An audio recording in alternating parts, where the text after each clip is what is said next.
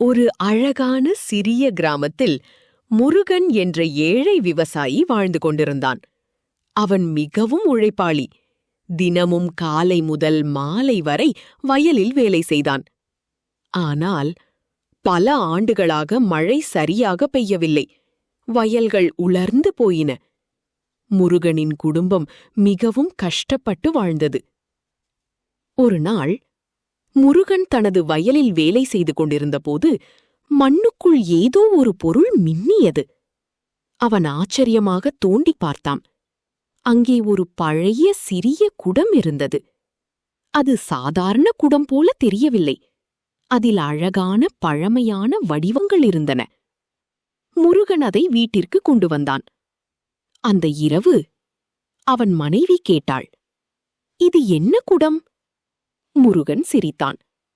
"தெரியல, ஆனா ரொம்ப பழமையானது போல இருக்கு." அப்போது திடீரென்று அந்த குடத்திலிருந்து சிறிய ஒளி வெளிவந்தது. இருவரும் பயந்தனர். சில நொடிகளில் குடம் தானாகவே தண்ணீரால் நிரம்பியது. முருகன் அதிர்ச்சியில் நின்றான். இது மாயக்குடமா? அடுத்த நாள் அவன் அந்த தண்ணீரை வயலில் ஊற்றினான். ஆச்சரியமாக உலர்ந்திருந்த செடிகள் சில மணி நேரத்திலேயே பசுமையாக மாறின. சில நாட்களில் முழு வயலும் அழகாக வளர ஆரம்பித்தது. கிராம மக்கள் அனைவரும் ஆச்சரியப்பட்டனர். முருகனின் வயல் மட்டும் எப்படி இவ்வளவு பசுமையாயிருக்கு?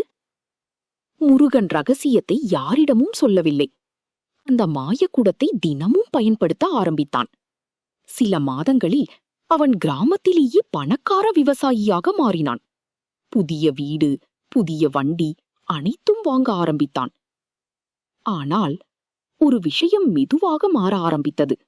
முன்பு போல அவன் உழைக்கவில்லை.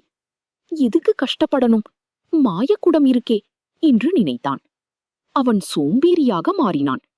வயலுக்கு போவது குறைந்தது, செடிகளை கவனிப்பதும் குறைந்தது. ஒரு நாள் முருகன் வழக்கம் போல குடத்தை திறந்தான்.